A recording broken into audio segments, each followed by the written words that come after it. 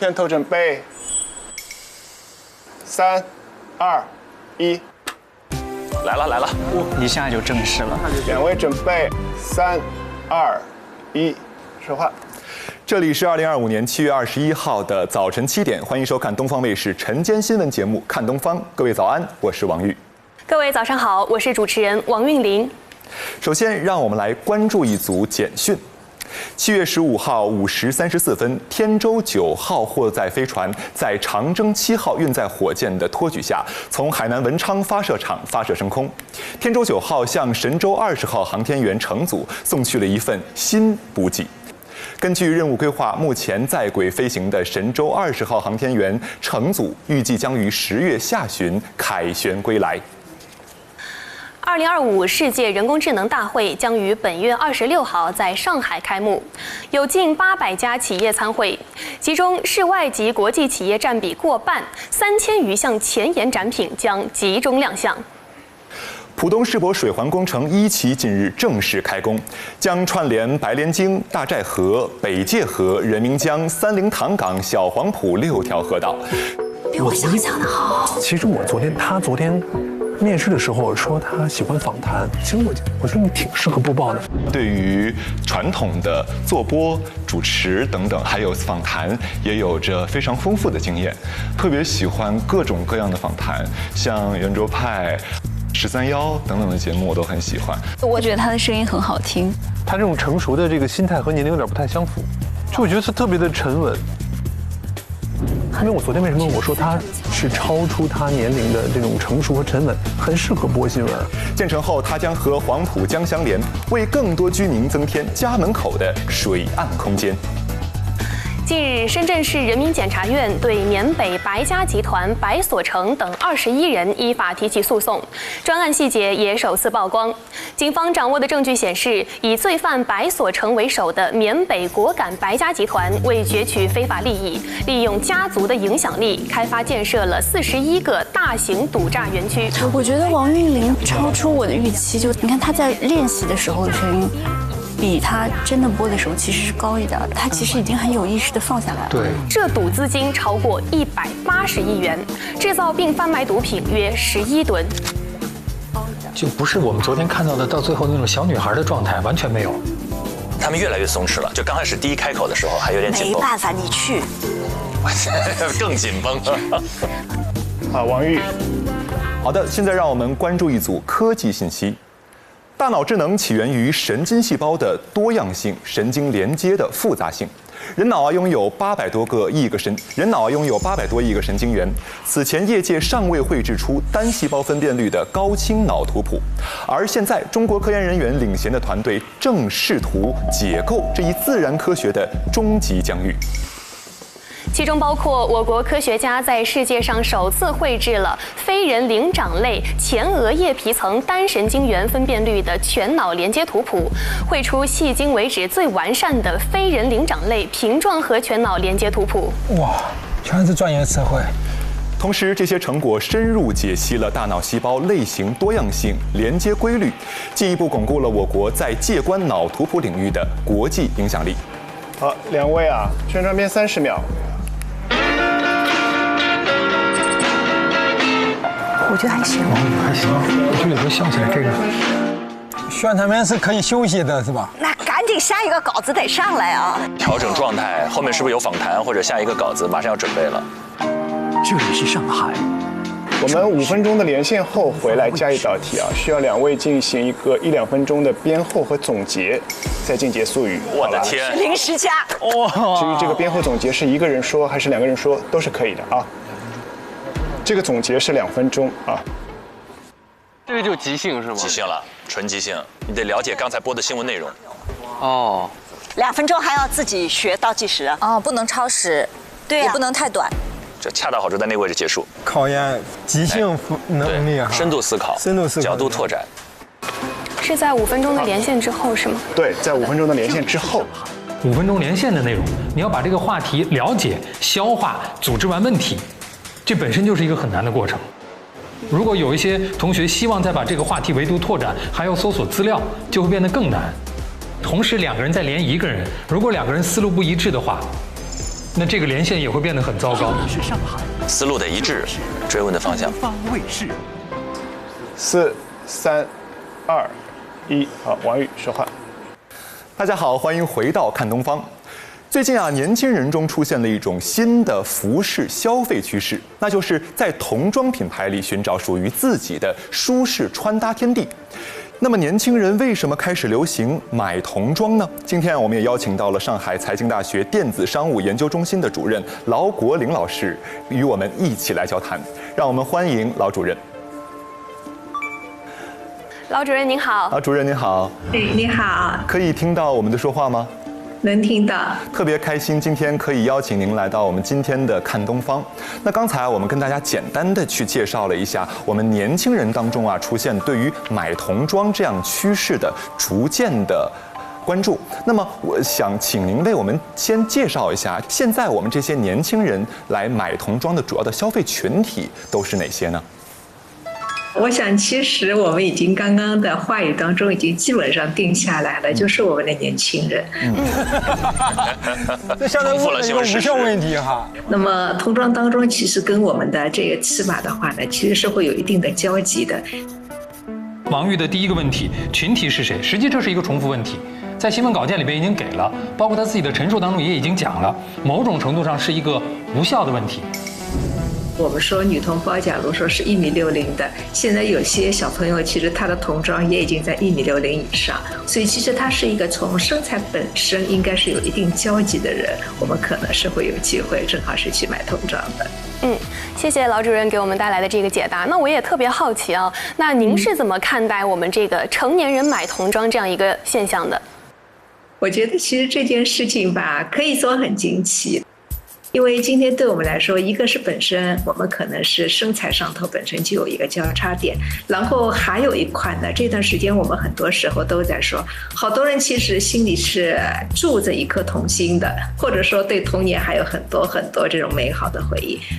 那同时也有人可能还会更理性一点，觉得说童装上头包括它的用料啊，其他的染色标准，其实要求是会更高，所以也可能是从这一点上头觉得说这是一个很好的选择。那么想请问一下我们的劳主任，那么我们成年人和儿童之间来选择童装的话，在材质上，在这个童装的用料上，以及审核和监管的方面，会不会有一些不同呢？其实这一点倒是提出来一个新的问题，而且是一个非常好的问题。将来假如说我们出现了某些或许是投诉或者纠纷的时候，倒真的是给我们的监管部门提出了一个挑战。我们在童装上的很多面料可能执行的 A 类标准啊，到了我们成年上头可能执行的 B 或者 C 类的标准。这个时候我是按照它标明童装，所以我们去执行标准，还是我们说因为是成年人购买，你已经变成了这个成年人的服饰，我去执行标准。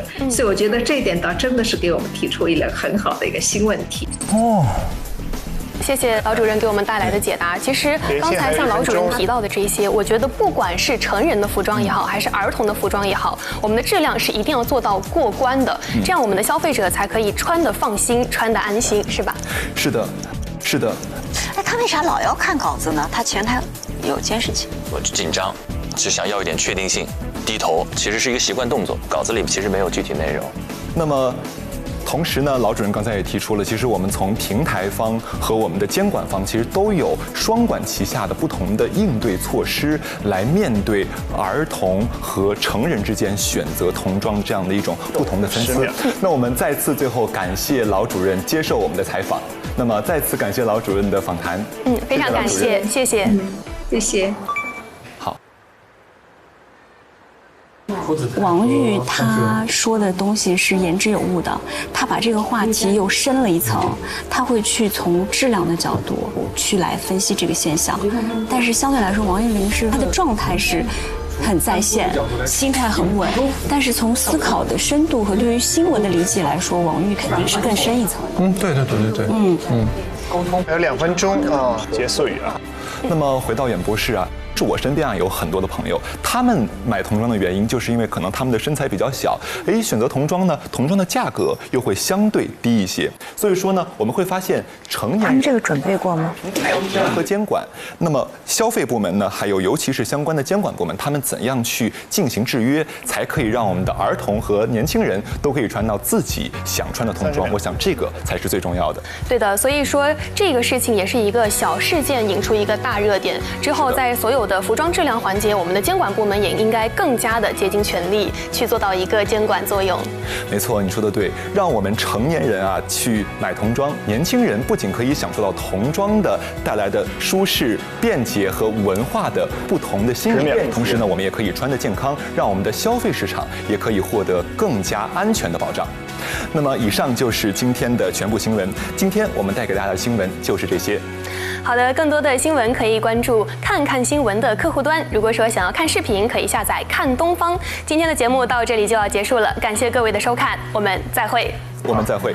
稍等啊，再做5秒，4、3、2、1，好，可以。哇，替他们松口气。不错，不错，不错，不错，很不错，很好，很不错，非常好，很好。哇塞！辛苦老师们。不错不错，开门红。开门红，开门红，厉害厉害。老师们也都纷纷松一口气。稿子给我，然后下去不要交流考题哈。我们有些担心是多余的，2分钟时间给少了。结语说得很好，非常好。感谢老师们的鼓励。休息吧，休息吧，辛苦了。祝贺祝贺，完美完美完美，很棒啊！谢师姐，为你们开心。是吗？对，厉害。这个结语很漂亮。你就像他们这样的，基本多久可以上岗了就？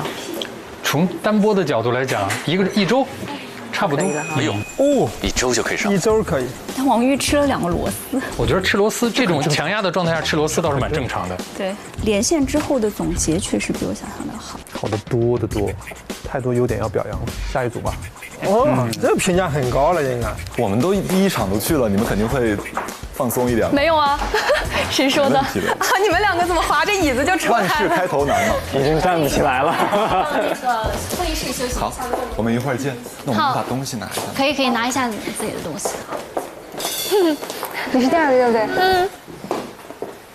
我努力吧。哎呀，我觉得还是不错的，就是说新闻有一些问题，但是我觉得内容是没问题的。是吗？我其实新闻那边我也有说错，就是漏读1、2个字，希望不要太明显。怎么办？我不会成为……我懒得站起来了啊！我就这么鼓励你了，没关系，我可以，我可以，我可以，我可以，必须。那你要不坐会儿？不做了，我溜达溜达。不做了，不做了。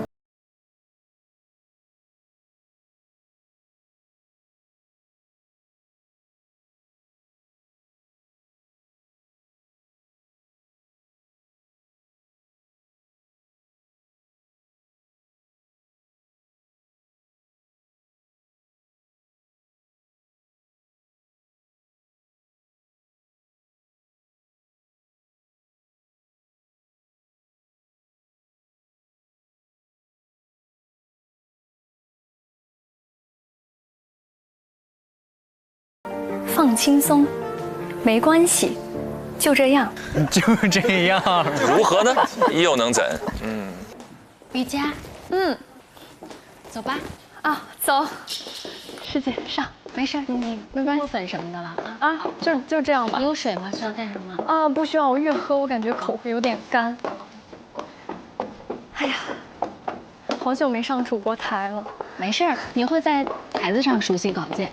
啊，好。其实，在台子上熟悉稿件还是稍微好一些的。但是现场其实有很多打扰，机位、灯光，然后老师们坐在那儿看着你。你想象一下，你复习功课，你的任课老师围你一圈。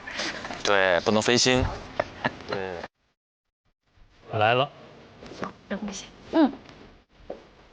嗨，老师们好。哦，加油。好，我努力。给，谢谢。然后直接过来就好了，坐上去。你可以挑一个你喜欢的位置。我挑这边吧。这个是控制提词器的，这个是控制这个提词器的，你看你喜欢哪个？然后你一共有20分钟的准备时间。然后我们的稿子有的时候经常会碰到有一些小问题。对，如果你发现哪里有问题的话，你也可以跟我说，然后我去帮你跟我们的老师说，然后去改提词器。在这里改。好，对，明白。我看一下。好。他真是一张娃娃脸。他的主要问题，我觉得形象太小了，坐在主播台上有点小孩穿大人衣服的感觉。你们对于头发什么有要求吗？没有，根据每个人的具体的形象来吧，但是可能但不会特别的那种。作为新闻主播，可能不会特别的去过于追求时尚感。明白。他这张脸播新闻是吃点亏，还是这个发型问题呢？啊，就你的观察，他换个发型会不会好一点？就像凯旋换个凯旋这样的发型吗？对，实际我觉得他可能换成凯旋的发型会更好一点。他这个就是明显在小孩装大人的这种发型感觉。为什么？为什么播新闻会吃亏？太小巧了。小巧哦，公信力的问题，信服度的这个感觉。哎，老师你好，我想问一下，就是我是单人的话，这个单人稿件我是要4段都播吗？还是光播 A 或者 B？不可以，你要一个人全播完。对，好的，加油。太难了，真的是。所以这是极限考战。极限挑战。浦东世博水环工程1期近日正式开工，将串联白莲径、大寨河、北界河、人民江、三林塘港、小黄埔6条河道。他们是同一个稿件，对，哦，同一个稿件，架难度保持一致。好比货运飞船在长征7号运载火箭的托举下，从海南文昌发射场发射升空，并为航天员提供物资储存及空间拓展服务。大脑智能起源于神经细胞的多样性。他一个人读3页 A4 纸，其他人只读1页半。OK 的，他一定 OK 的，你相信我。李雨佳就是遇强则强，就是要给他挑战，激发他的战斗欲。他专业很好的，他专业不第一吗？他不仅专业第一，而且绩点第一，对，双第一，这个真厉害。雨佳，我们时间到了。好，师姐手机给您，给我吧，可以吗？谢谢。李雨佳，听得到啊？好。然后因为这一档就你一个人，所以你就这一个机位就好了，好吧？好。李雨佳，我们就准备开始了，摇臂回来让你开口，你就说话，好吧？好。看看瑜伽。来了，5、4、3、2、1。2025年7月21号的早晨7点，欢迎收看东方卫视晨间新闻节目《看东方》。各位早，我是李雨佳。7月15号5时34分，天舟9号货运飞船在长征7号运载火箭的托举下，从海南文昌发射场发射升空。当天8时52分，天舟9号成功对接于空间站天河核心舱后向端口，与空间站形成组合体。推进剂科学载荷。今天它整体的语言流畅度非常好。天舟9号向神舟20号航天员乘组送去了新一批的补给，其中包括可支持3名航天员在轨生活9个月所需的物资、平台设备、推进剂、科学载荷等。功底的确好，好，尽在掌握之中。尽在掌握之中。断句、气口、重音，语言能力一下子把他的那外形上的那个缺陷盖住了。对。2025世界人工智能大会展览面积首次突破7万平方米，全面展现 AI 技术前沿。大脑智能起源于神经细胞的多样性，单细胞分辨率的高清脑图谱，来自中国脑科学的10项重磅成果，从结构到功能的质的跨越，终极疆域，爬行类、鸟类、非人灵长类，世界首次非人灵长类前额叶皮层单神经元分辨率的全脑连接图谱。好清晰啊，非常清晰。他不看稿件的，不用看，而且非常淡定。对，他声音像注入到我们的听众的大脑当中一样。哇，真好，真好，真好。咱播的真不错，不愧是第一，真不愧是第一。好的，对，专业非常好，念得非常好，本身能力非常强。哇，都已经征服了，厉害厉害。好，李雨佳，5分钟的连线回来啊，你要做一个2分钟的编后总结，好吧？这是临时加的啊。好，你要到时候准备一下。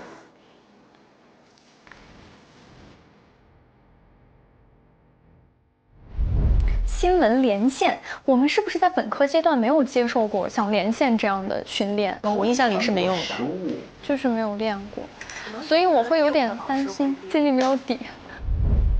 挺替他一把汗，是不是有点？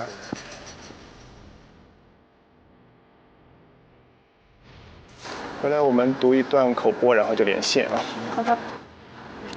5、4、3、2、1，好，说话。最近在年轻人中出现了一种新的服饰消费趋势，那就是在童装品牌里寻找属于自己的舒适穿搭天地。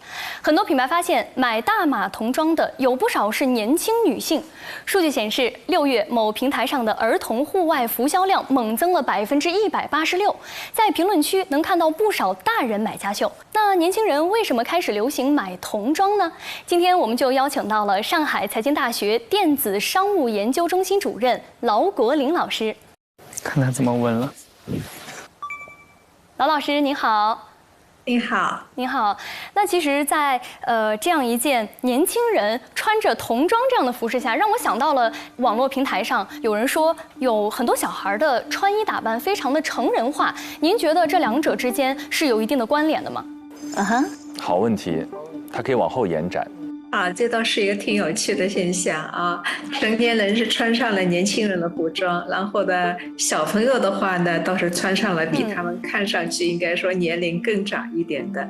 假如是从这点上来说，我觉得挺好。也就是说，我们看到的是一次意想不到的交叉，给了我们更多互相交汇的一个机会。对，您说到了交汇这个词，其实我想提出一点我觉得比较担心的地方哈，就是因为现在可以看到很多大人穿着孩子的衣服，您觉得这种趋势除了是一种您刚说的一种融合的现象，还有没有可能会产生像社会上的无论是在心理方面或者说是在融合方面出现的一些问题呢？我觉得不一定是问题。偏了。比如说从心理上来说的话呢，小朋友呢都盼着自己快快长大，所以有时候说我们会装着自己好像老成一些，其实这还真的是从心理上挺有趣的一种现象。没错，但是我想说，如果说是从孩子的角度来说，因为现在他们的童装，因为这种行为，商家很多的去做了一些比较成熟的风格，那这样对于小孩子的从小的审美体验，会不会影响他们自己的一个审美趋势的一个变化？我觉得应该不至于吧，比如说总有一款适合你的。是，对，您说的没错。但是其实我还是会提出一些担忧，因为在现在的消费市场上，如果说所有的童装都被冠上了大人服装这样的名号，是不是会对孩子的成人和小孩的一个边界的模糊是会有影响的呢？它有一点以我为主了，可能。他更多的在表达了，对，感觉在做辩论赛。你看，实际劳教授并不是完全认同他的观点，我感觉。对啊，他也明显感觉到劳教授说的不是我想要的，然后他就一直跟劳教授说，但是把自己的东西要掏出来。是，但是我想说，但是其实我还是。有点太预设结果了，他其实很渴望这个访谈能够得到他想要的一个结果。就是我觉得始终就是访谈，不要你去左右嘉宾的观点，以及预设一个观点，最后一定要绕到自己的这个逻辑思路当中来，这个是不行的。是，这是新闻连线的时候，你的确没有那么多的可以预设观点的。是的，经常会偏到因为你对方就是不同意你的想法，对吧？那怎么办？所以你要以拿事实为主嘛。我个人的观点就是说，它不可能是全部。就是说，今天即便是说有部分的年轻人他会去选择了童装，但是我相信就是说不会因为这个原因，所有的童装企业今天就是说一窝蜂的就变成了全去生产成人版的，所以其实不至于如此紧张。不至于如此紧张。好的，谢谢我们的劳老师啊。虽然说现在年轻人选择服装的总结2分钟。趋势以及选择服装的品类有很多，但是呢，我觉得为什么会更加的去追求这种儿童服饰？我觉得最终的原因，第一点是它的性价比足够高。同样的款式，同样的材质，可能在童装区域，它的价格会相对于更低廉，而如果是成人服饰，它的价格就会变贵。那这其实就让我想到，一点就是我们到底需要什么样的衣服？那其实我觉得我们有时候可能穿在自己身上去买一件衣服，我们购物的不仅仅是一件衣服，而是一种消费自由。后面乱了，有点乱了，因为他前面没有拿到足够多的信息，他后面总结的时候一定乱了，撑不起来他后面想落的那个观点，后面思路有些乱了。对，就是自己要开始找补说什么了。1分钟，每一个个人结束。最后1分钟收回来。那其实我在做这个选题的时候啊，我就想到了，如果说将来我有孩子，我会给他买这种比较偏成人的衣服吗？其实我觉得是一句话。童装可以无龄，但不可无戒。我们需要在追求性价比、追求风格和追求好看之间，以及和对下一代的责任之间，我们需要去追求到一个平衡点，都是一个不错的体现。准备结束。那今天我们给大家带来的新闻就是这些。那如果想关注更多新闻，请登录看看新闻的客户端，更多视频请下载看东方的客户端。那感谢您的收看，再见。好。稍等啊，眼皮飘一会儿。5、4、3、2、1，好。啊，来，稿子给我吧。很想抱抱你，来。我说是。啊，不错不错，小心看台阶。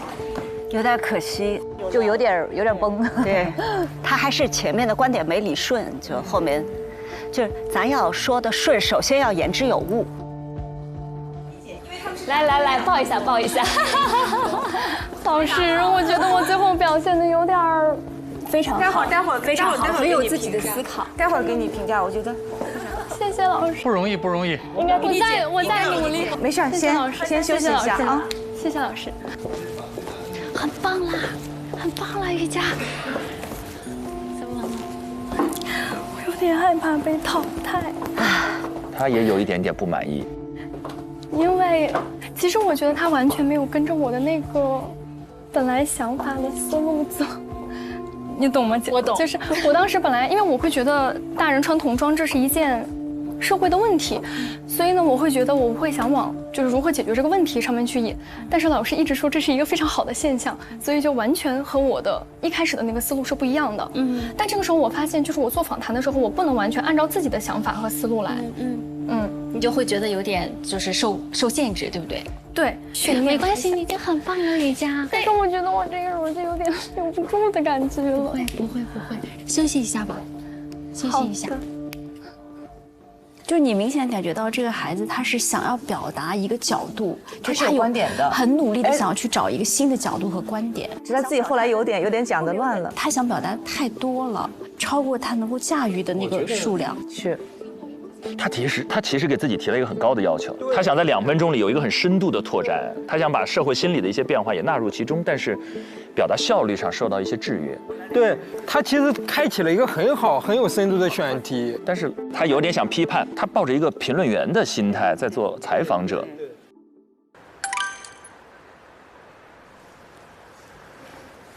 我手冰凉。哦，你已经考完了？没有，我们2个是第3组。哦，现在还在第2组。对，第2个人。冰凉。虽然不能透题，但是没有，就是我们日常的内容不用紧张。日常的内容，朋友，日常真的会说前额叶皮层非人灵长类吗？这是日常的内容。而且我感觉你刚才的听了，就是远处传来笛声，远处传来风笛，就感觉你的状态也很好，所以说希望我上去还能这样。没问题的呀，我们2个站着说话，不要的。你才反应过来。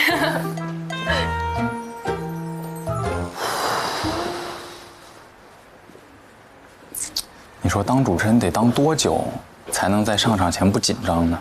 我感觉这是个伪命题。天哪，这真是个伪命题。上场前可能都有紧张，适度紧张有利于发挥。哎呀，真是一上点情绪，立马嗓子就紧，真是立马嗓子就紧。你紧张你就笑，像个小朋友一样说话，大家好，开心一点。我叫侯子泰，就读于中国传媒大学播音专业。我是一只小夹子。师姐反差很大呀，反差很大。师姐真反差。对呀，第一次见好高冷啊。对，然后现在又是鼓励别人，这么萌萌哒。紧张啥呀？回去坐着吧，万一等会儿站不过呢？跟师姐搭档，我突然心里有底了。你知道我为什么没选访谈吗？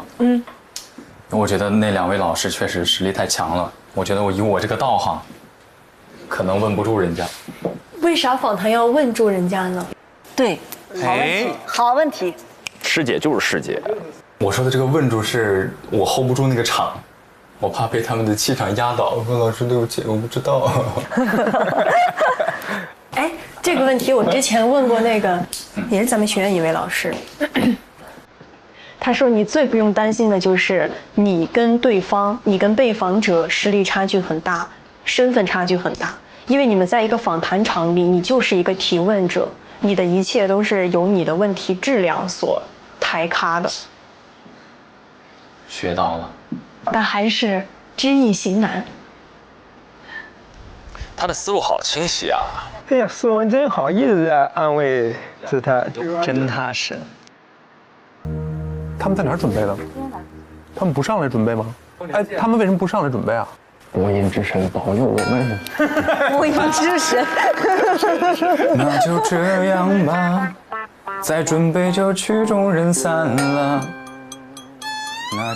那为什么他们的反送能够被我们听到啊？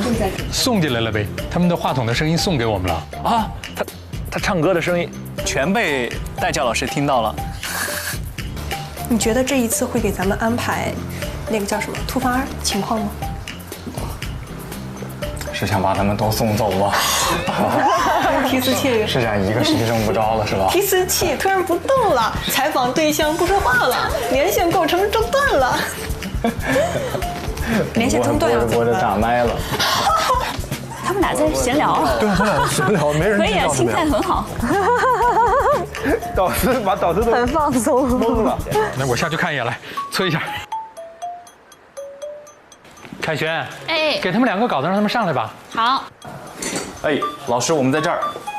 走，师姐。来了。冲了，冲了。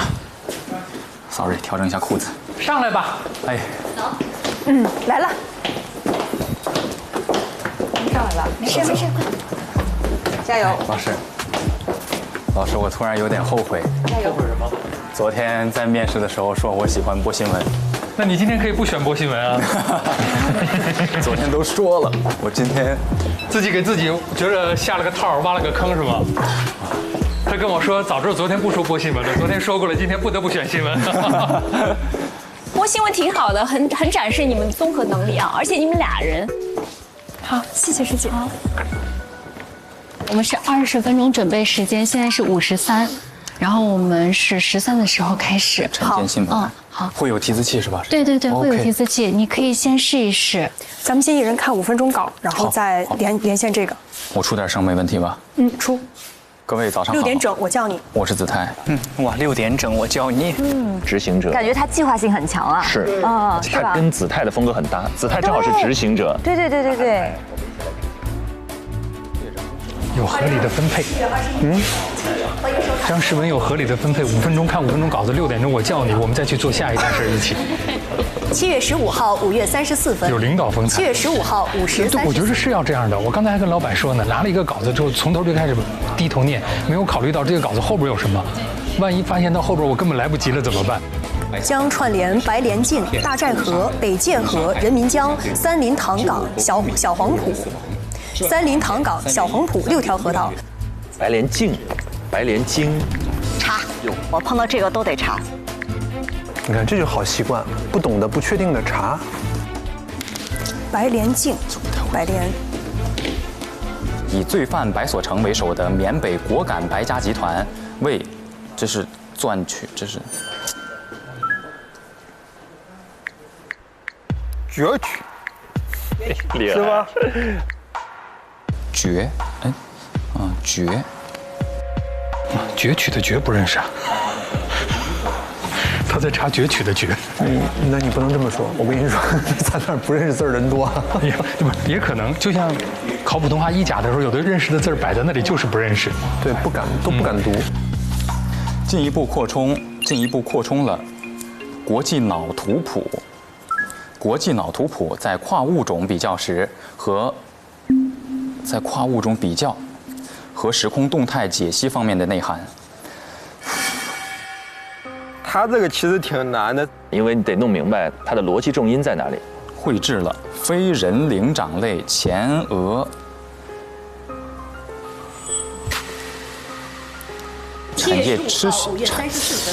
产业趋势与全球治理的最新实践，成果覆盖爬行类、鸟类。猴子他有放弃的感觉，猴子他有放弃的感觉。对，他刚走上来的时候，就说：“老师，我后悔了。”跟那个凯旋说后悔了。非人灵长类前额叶皮层是这样吧？应该是吧？我觉得做新闻真的是压力挺大的，它及时性的，是短时间内高强度的这种。我都无法想象，我当年怎么能够做那么早的早间新闻，我不知道怎么想的。就是我觉得人可能要逼一下，逼到那个份儿上，不得不做了也就做了。类脑人工智能的发展方面具有重要的推动作用。哇，时间不太多了。那我们这个你来抓紧看一下，咱们抓紧看一下双人的稿子。我有点担心子泰了，但这个稿子是真难啊。那这样吧，我来问第一个问题，然后我播开头中间这2段小的，然后你播中间这段大的，咱们双人的时候。你播2段小的对吧？我播2段小的，对，我播2段小的，直接连到问题，然后这样的话，你还有时间去捋一下你的第2个问题怎么问。你看，真有担当，这孩子挺身而出。对，邀请到劳国林老师，咱们要先想第一个问题。这样吧，先想3个问题。前面的这个，咱们先想3个问题备选，然后其他的问题从他给咱们介绍的情况里面找细节。3个问题绝对够用了。哇，他判断好迅速。对，关键是决策也很果断。张诗雯明显在主导整个的进程，有规划。身材是因为大家有身材焦虑，所以喜欢买小号衣服。我们邀请到了老师来连线。我觉得咱们不要先做价值判断，先问他问题，看他能给到咱们什么。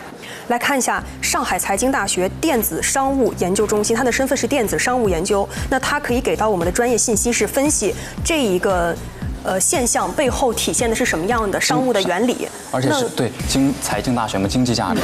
我的建议是先问为什么会出现这个现象，然后第2个再问带来了哪些经济价值和影响，你觉得呢？什么？子崔完全慌了。就是第一个先描述一下现象，让他给咱们解析一下现象，然后再问有哪些经济价值和影响，给我们分析一下这个现象背后是哪一些原因促成的呢？你觉得可以吗？可以。好，这个是我的第1个问题，原因。这木头他好圈粉呀！我就很喜欢有这样的搭档。踏实啊，心里很有安全感，有谱有底。已经完全主导了。而且他有自己的一个完全关键话题的思路在里面，完全主导。而且他刚才判断说3个问题足够了，那这判断很准。你呢？你是那你觉得有什么你接下来想问的？那我就接着他说了原因嘛，那我就展望一下未来嘛。比如我说，老师，那您觉得这一现象的产生对未来我国服装行业或者是类似的轻工业制造业在未来的发展方面，我感觉你不要，就是我感觉咱们不要把它升到太高，就是想一想。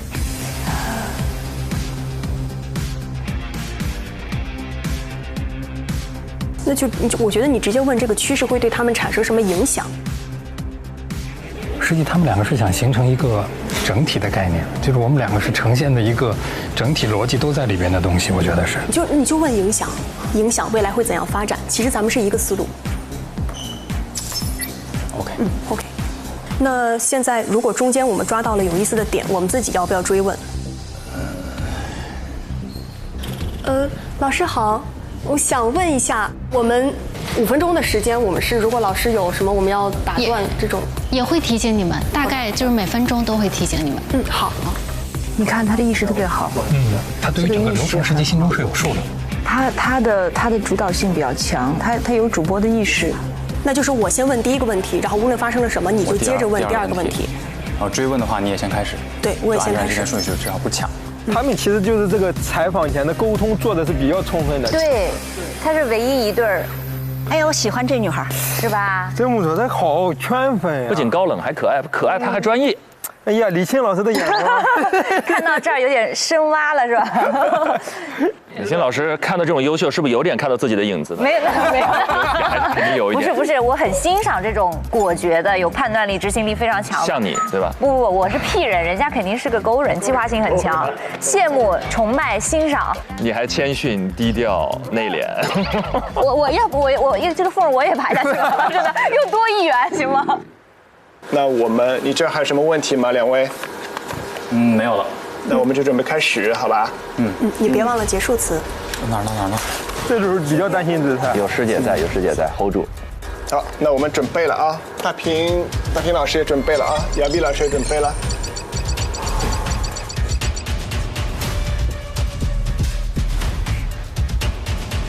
5、4、3、2、1，来，片头放。来了。两位准备，3、2、1，好，说话。2025年7月21号早晨7点，欢迎收看东方卫视早间新闻节目《看东方》。各位早上好，我是张诗文。各位观众早上好，我是子泰。7月15号5时34分，天舟9号货运飞船在长征7号运载火箭的托举下，从海南文昌发射场发射升空。当天8时52分，天舟9号成功对接于空间站天河核心舱后向端口，与空间站形成组合体。天舟9号向神舟20号航天员乘组送去了新一批补给，期间还将配合空间站完成轨道及姿态调整，开展空间科学试验，并为航天员提供物资存储及空间扩展服务。还可以，还不错。2025世界人工智能大会将于本月26号在上海开幕。大会以智能时代同球共济为主题，全面展现 AI 技术前沿、产业趋势与全球治理的最新实践。哎呀，子泰可以。本届世界人工智能大会聚焦 AI 基础设施、科学智能等10大重点板块，大会规模也将再创历史之最。哎呦，卡了一下。展览面积首次突破7万平方米，有近800家企业参会，其中室外及国际企业占比过半，3000余项前沿展品将集中亮相。浦东世博水环工程1期近日正式开工，将串联白莲泾、大寨河、北界河、人民江、三林塘港、小黄埔6条河道，全长约22.3公里。近日，深圳市人民检察院对缅北白家集团白所成等21人依法提起公诉。专案细节也首次曝光，警方掌握的证据显示，以罪犯白所成为首的缅北果敢白家集团。哎呀，这太怎么办呀？大脑智能起源于神经细胞的多样性、神经连接的复杂性。人脑拥有800多亿个神经元。此前，业界尚未绘制出单细胞分辨率的高清脑图谱。现在，中国科研人员领衔的团队正试图解构这一自然科学的终极疆域。这些都将为理解脑功能机制等提供重要支撑，同时在脑疾病的诊断治疗以及新一代类人脑人工智能的发展方面具有重要的推动作用。本次系列成果实施了多项世界首次、全球率先的突破。张诗文非常大气，而且台风极其稳健。他很放松，你能够感觉到放松。好，两位5分钟连线回来啊，我们需要两位做一个2分钟的编后总结啊，再做结束语。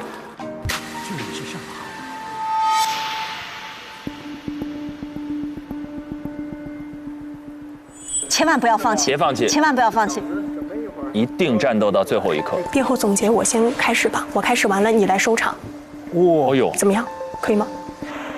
好，扛住啊，扛住啊！3、2、1，来，诗文。最近，年轻人中出现了一种新的服饰消费趋势，在童装品牌里寻找属于自己的舒适穿搭天地。很多品牌发现买大码童装有的不少是年轻女性。数据显示，6月某平台上的儿童户外服装销售量猛增了186%，成人平替款吸引大量消费者涌入。年轻人为什么开始流行买童装呢？今天我们邀请到了上海财经大学电子商务研究中心主任劳国林老师，接下来我们将开启连线。欢迎劳国林老师。劳国林老师您好。主持人好。欢迎劳国林老师来到看东方。那么最近我们关注到了这样的一个消费方面的问题，我们发现有很多成年女性，尤其是年轻女性，很喜欢买大码童装，尤其是在6月份某平台数据上显示，大码童装的这个购买率是翻了186%，呈现了这样一个数字增长状态。我们想请劳国林老师为我们做一个阐释，是什么原因导致了这样的一个现象出现呢？老师，漂亮，给事实啊，给数据。挺有意思啊！一段时间来，其实也一直有耳闻说很多人在买大码服装，但是呢，究竟这个情况如何？其实我们会发现，平台的数据给出了一个真真实实的一个答案，达到了180几，也就是说，这个数字还真的是不少。我想今天很多女性或许说，也可能认为通过购买大码服装，其实我展示了另外一点，我身材还没有走样，我的身材其实还是可以的，包括有心理上的暗示，包括有其他的各方面的因素。今天让我们看到了用实实在在的平台数据，给关于购买大码服装一个真实的一个佐证。漂亮，终于等到这儿了。对，跟他们的内容接上了，你看都笑了。对，姿态跟进。所以说，其实是扩大了人们对于服装的选择。是的。那老师，您看，像很多年轻的女性，其实是买大码的童装，其实是为了展示自己的身材还不错。那么因为现在很多年轻人啊，据我了解，都有点轻微的颜值焦虑或者身材焦虑。那您对这方面的问题有没有想跟观众朋友们分享的？哇，好。精彩。如果是说颜值或者身材焦虑的话呢，我们或许这段时间也蛮喜欢用焦虑这个词。如果说我们不再太多用这个词，因为有时候工作中焦虑也已经够多了，那么生活中对于颜值、对于身材，我们就改作说对它有更高的要求，其实会更好一些。这劳教授也太厉害了。教授厉害，厉害。是的，劳老师太好了。所以也因为有更高的要求，我们今天愿意说女为悦己者容，愿意去做一些打扮。当然这打扮中大家有时候还会说，我今天不再是一定追求我们国外大牌，我们的国货潮品今天也在崛起。但同时其实还有一点，也是我们今天很多人说，年龄是在朝上走，但其实我们有时候说心理年龄没有同步跟上，这个地方有时候是一种紧张，但有的时候也会说我们保持着一颗童心，那么用这件童装让我们的童心同时也一起展现出来。今天我会觉得从这点上来说，还真的其实是一件挺有意思的事情。给他引了一个特别好的收尾的落点。好的，感谢劳国林老师。感谢您带来的精彩分享。那刚才您对于童装为什么会成为年轻女性的消费选择这个原因给了我们非常好的回答。刚才劳国林老师确实做了信息非常完整的这样的一个分享，不仅是给我们介绍了很多原因，比如说大家去购买服装可能不一定是出于女装的质量不太合格这样的原因，也可能是一种身材焦虑的反面，就是展示我们的身材，女为悦己者容。那么同时也对于未来的童装发展去打下了一针这样的强心针。可能有一些童装的生产厂家会认为，以后不仅可以接到童装的单子，也可以去服务于女性消费受众。那么其实在这个过程中，我也想到了一个问题，那么在童装发展的这个过程中，会不会给原来的女装发展带来一些份额，去挤占他们的市场份额呢？当然这些问题我们是要交给市场来决定它未来的发展走向，让消费者来做判断。没错。哇，他总结得好好呀。今天我们给大家带来的新闻就是这些，更多新闻请登录看看新闻客户端，更多视频请下载看东方客户端。感谢您的收看。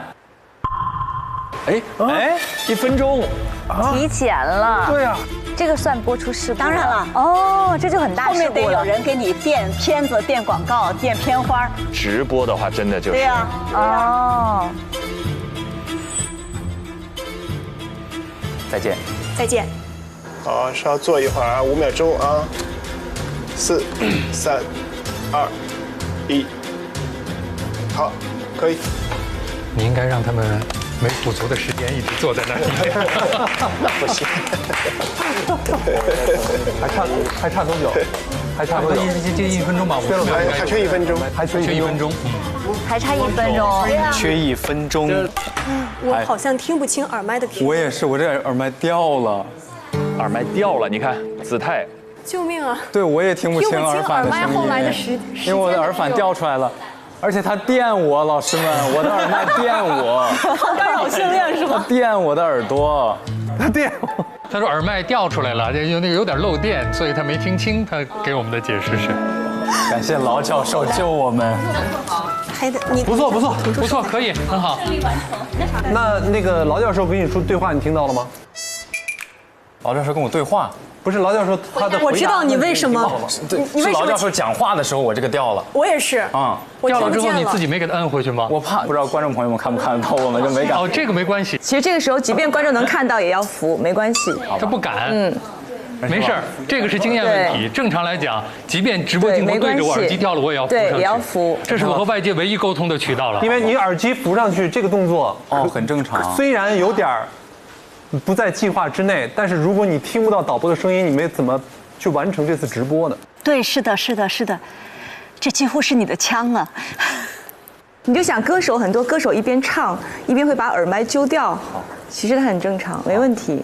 但你们依然很淡定，都听不到，还能够做这么专业，很好。蛮好。可以。休息吧，快休息吧。善良，1分钟啊。这回导师都很柔和。他们已经前面太紧张了，你再不让他们放松一下，要命了。而且这个新闻确实是难，但是还是很好了。凭什么脑前额叶？凭什么？凭脑前额叶。我那个是阿尔茨海默症，我以为是患者，结果他掉了一只海马。天哪！我今天梦里都是海马，我跟你说。你们要不要搬个凳子？给你搬个凳子坐过来。谢谢。子泰，你一起坐吧。哎，谢谢。不是，我给你搬，哦，谢谢。好的，好，拜拜姐。好，拜拜。你们有什么问题找我交流啊？好，拜。我发现了，新闻主播需要一颗强大的心脏。是我那会儿还跟师姐说呢，我说，这个什么时候才能在上场前不紧张啊？究竟要主持多少活动才能在上场前不紧张？就是我到底要主持多少场活动，我才能上去不紧张啊？对，好难啊！永无宁日，将永远紧张。但我觉得不紧张是不可能的，只能说不让观众看出来你紧张。我们不要给自己这么多压力啊！有机的紧张其实是有利于表达的。我感觉如果完全松懈着上去的话，状态不会很动人。适度的紧张，控制在一个合适的范围内。诗文有一种很强的能引领你走的感觉。有他在我放心多，是吧？就是觉得很靠谱，踏实，很踏实。就即使我崩了。这就是我跟诗文之前在本科期间我们俩一起合作的时候，我最深的一个感觉，就是任何事情只要你和诗文沟通，他就一定会给你一个解决办法。真的2个字，靠谱。感觉我可能就是打工人心态吧，我是来干活的。别夸了。靠谱，太靠谱。我觉得不会淘汰大家的，我觉得不会淘汰的，我有预感。在这个。哎呀，揪心一轮呐！哎呀，各位最看好哪一组？哎呀，那有点难说呀。各有千秋，真的。风格真的不一样。对，我们梳理一下，第一组是韵玲和王玉，男播女播，他们其实都很沉稳，对，这基本的要求都做到了。但他俩也就是无功无过，给人那种感觉。但是权利老师刚才说，及格线有的时候就是100分。对，这个行业当中，所以这可能已经是非常难，非常厉害，没有留任何问题。最精彩的是总结的部分，非常的流畅，然后提问的部分是非常好的，而且时间恰到好处。对，第二组是雨佳，雨佳真的好惊艳，雨佳前半段播的部分非常惊艳。终极疆域，爬行类、鸟类、非人灵长类，世界首次单神经元分辨率的全脑连接图谱。就那些内容，其实我要看，我都其实不一定看得明白，但是它一播，我感觉往我脑袋里钻，语言流舒服吗？对，非常舒服，重音非常清晰。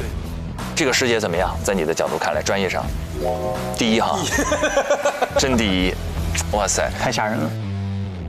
后半段好像稍微有点瑕疵，但不知道这个瑕疵在导师那儿评分占怎样的比重？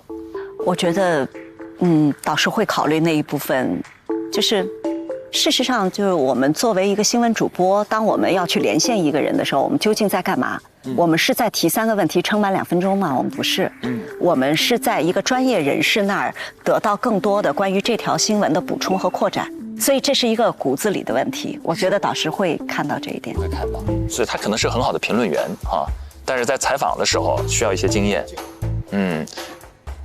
然后最后就是子泰这一次，全林老师看了之后揪心吗？心里挺揪心的，就是因为主播的确是个高压环境，然后高压环境一旦你在开始前就怯了，你就出错的概率会更高一点。是的。就是后面他会放大自己的一个错误，比如说吃了第一个螺丝，然后他会觉得说下一句话的时候说，我刚才吃了一个螺丝，导师听见了吗？他想这句话的时候，下一句一定再会吃一个螺丝，这是循环的。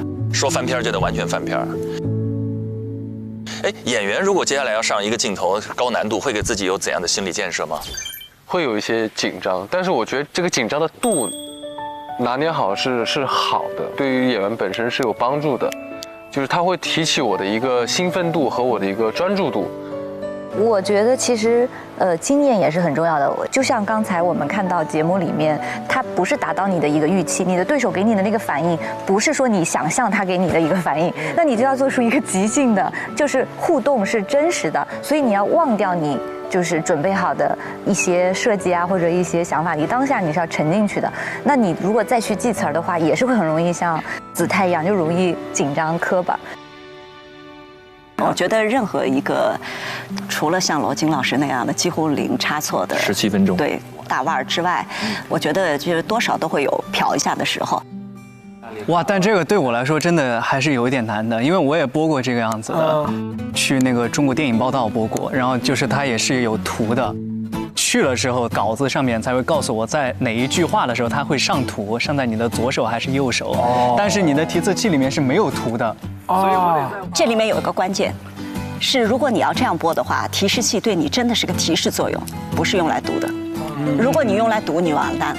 它的节奏，所有的信息都被它抓过去了。对，所以其实你得要复述这段新闻，提示器只是为了给你一点点提示而已。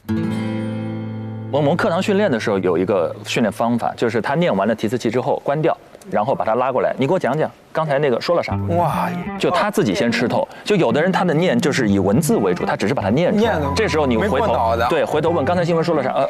其实也不知道。但这个时候你拉过来，他很流畅的跟你说刚才其实就是说这个前额叶非人的这个灵长类做了一个这样的实验。所以那个脑图谱那新闻到底说了啥？我当时也是这样子尝试过，发现确实播新闻的时候的感觉都不一样。就是你把那篇新闻稿件真的去花时间消化掉那些背景查了之后，你就会对你自己说的东西自信，而且对于那个重音啊那些的判断，包括断句，对断句啊、扬停啊那些东西，还有它的停连这些，都会有自己的理解。这跟咱说台词也差不多，其实还挺像的，挺像。你看，真的很多的职业走到最后都很一致，比如说脱口秀和演员，走到最后的时候，因为智胜也演了很多戏，对不对？咱不提呢。你之前有一段哭戏没哭出来。那一天拍了2场还是3场哭戏，前面那一场哭得特别好，导演都过来抱抱我，然后接着说，智胜你准备一下，我们接下来还有1场哭戏，死活哭不出来了，全场100-200口的人都在那等你，就你很着急，压力特别大。那我可以跟你分享一下我的就是这个女生的经验啊。太好了。演完一条的时候就放空，然后就比如说你出去溜达溜达，然后多喝水，你就把那个思绪先清空，然后再回来的时候，我可能就是稍微再安静一下。我需要一个就是给自己松掉的过程，不然太紧，一直紧你就越憋越没有。然后包括对手给你很多新鲜的一些刺激，有的时候他就会突然给你一个拥抱，或者说一句什么台词，那一瞬间你就有一点触动。所以好的对手也可以给你很好的安全感。像我出道的时候，其实拍过新版《红楼梦》，然后跟归亚蕾老师啊，这些老艺术家老师，他们对你的这个托举是非常有安全感，所以影响到你后面的演绎的这个道路。包括后来有迅姐、周迅老师这样的，哇，他们的那种眼神的交流，这个是语流是吧？我们可能就是心流，就是你会觉得感受到他的那种能量，你就自然而然的你就会进去，然后就很流淌，就是那种感觉。哇，代代传承。好，我们刚才聊了一下刚才他们在这个课题上的表现，我们接下来看一看在访谈组他们表现的怎么样。比较期待了啊，很期待了。你是比较想看伊丽静老师吧？我们来看下一段 VCR。嘉宾老师来了，已经有点紧张。他访谈我访谈他。你是什么专业？你怎么界定了主持人？你认为的主持人是哪一种？简单的方式指的是什么？梁田来了，田上春生入境来，很有设计感，好喜。太依赖于自己的提纲了。你觉得自己漂亮吗？啊 ？Oh no！ 啊！所谓的毒舌，您对于这个标签会有负面的一些情绪吗？怎么样形成的这样的一个风格？能不能跟我分享一张您觉得特别漂亮的一张照片？他到底要问什么？完全失控了，很要命的一个问题，很难受。我是很失望的。我们去考量淘汰2个，只剩最后1个了。不是。渴望就可能，心动就发生。本节目由酷爽带感点燃无限渴望的百事可乐冠名播出。华为全新旗舰平板电脑 MatePad Pro 5G 强光炫光，轻松大手笔。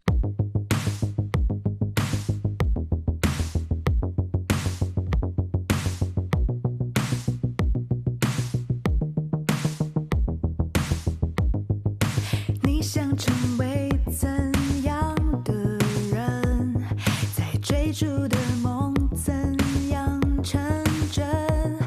你带着对未来的疑问，奔跑着，前行着，坚持着，拼搏着。你可以打破极限，用尽全力闯出。上微博搜索令人心动的 offer， 最终节目资讯等你解锁。上微博参与令人心动的 offer 话题讨论，选出你看好的主持新生，见证最终 offer 的诞生。上微博带话题令人心动的 offer， 分享出面篇名场面。更多节目精彩资讯尽在新浪娱乐微博综艺、新浪综艺。上新浪新闻客户端搜令人心动的 offer， 看节目更多精彩内容。百度一下你就知道，上百度 APP 看百度热搜 ，get 更多热点内容。